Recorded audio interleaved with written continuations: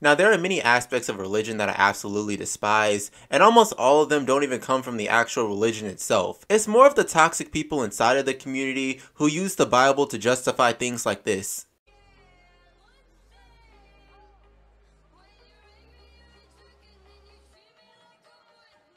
Now, to get this out of the way, this video's purpose isn't to serve to dunk on like an aspect of religion or whatever. It's more of just to separate the toxic side from the normal side. Now back on topic. I've categorized Christians into three groups, from least toxic to what the fuckism. They were literally willing to let a child die because they disapproved of their relationship. I'm sure Jesus is very proud of you. Now, the first type of Christian, we have the normal Christian. These are people who identify as Christians but don't make it their whole identity, and understand that other religions are as equally as valid as theirs. These type of Christians are the most chillest to interact with and are the most open-minded and loving in this category. They also acknowledge that while the Bible isn't perfect, it is still a great source of moral guidance. And these type of Christians have to constantly remind people that they're not racist or homophobic or follow any specific political party, only for it to fall on deaf ears because of certain individuals. I cannot stress how much politics ruined an entire religion. Fuck you, Matt Walsh. Now, in the next category, we have the biblical meat writers. These are the type of Christians whose entire identity is being a Christian, and their sky daddy is the only thing keeping them from Robin Williaming themselves. These type of Christians tend to be more closed and narrow-minded, and often accuses you of persecution upon hearing any sort of criticism of their religion. This side of Christianity is often filled with hypocrisy, isolation, abuse, and long-term childhood trauma inflicted by the parents. And they often pick and choose which scriptures they follow if it justifies their personal biases. And lastly, we have the political cherry pickers.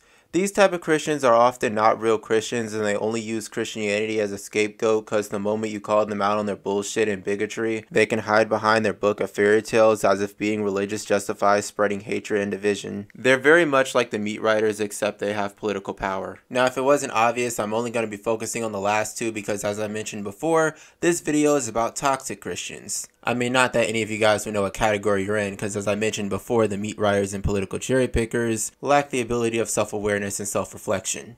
Now, one of the main things toxic Christians seem to be so passionate about hating is the idea of homosexuality or same-sex relationships. And they always just point to the Bible and just be like, see, look, Leviticus, I'm justified in being an asshole, okay?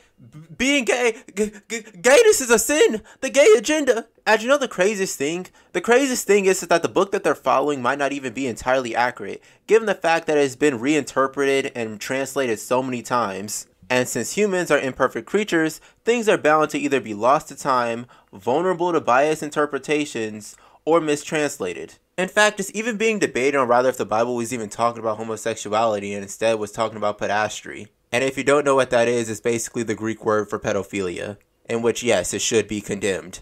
Very much. Condemned to all hell. Which makes sense due to the fact that the Greek term for young man was a broad term that could use to mean adult, young boy, or even servant. And since the term is so broadly used, mistranslations and misinterpretations are likely to happen. Now, in the context of Leviticus, rules we no longer have to follow, was in context to a society anxious about survival and keeping their nation together. Their main priority was keeping Israel alive. And the reason Sodom and Gomorrah was destroyed was because not a single moral person can be found. It was literally Gotham City. And also the residents attempted to force their riz on an angel. Not because someone sucked one too many dicks. And then there are Christians that use the lust argument, where they say that same-sex relationships are purely sexual, which is a sin because God is against the idea of lustful relationships. And I find this argument to be so stupid because it implies that romance doesn't exist in same-sex relationships despite evidence to the contrary. Why do you think LGBT people were so passionate about being married? Same-sex relationships are just as sexual as non-same-sex relationships. Because according to Jesus, we are all the same. And then there's the it's not natural so it's a choice crowd, which is an argument that makes no sense because by that logic, wouldn't things like conversion therapy be more effective and not bring trauma and psychological harm to people? Couldn't you just show your kid something straight and change them back if that's how it works? And also, you do have to remember that back in the day, being gay was heavily discriminated against. Because you do have to remember, there are lots of those people who've been bullied, kicked out of their homes, and driven to self-harm, all because of that one thing about them. And as a result, there were lots of gay people who grew up hating themselves. So I think it's safe to say that if they could change their sexual orientation, they would have done it a long time ago. Just look at the original Blue Ranger. And they also like to point to sexual fluidity as evidence that it's a choice. But here's the thing. While it's true that sexuality can change over time, it is not a conscious decision. It's kind of like having a favorite food. You don't really choose it, it sort of just happens. But for the majority of people, it's stable and unchanging. And lastly, there is a crowd of I'm tired of LGBT stuff being shoved in my face. And to that, I think this guy explains it better. I'm not homophobic, I'm just tired of the LGBTQ being shoved down my throat everywhere I look.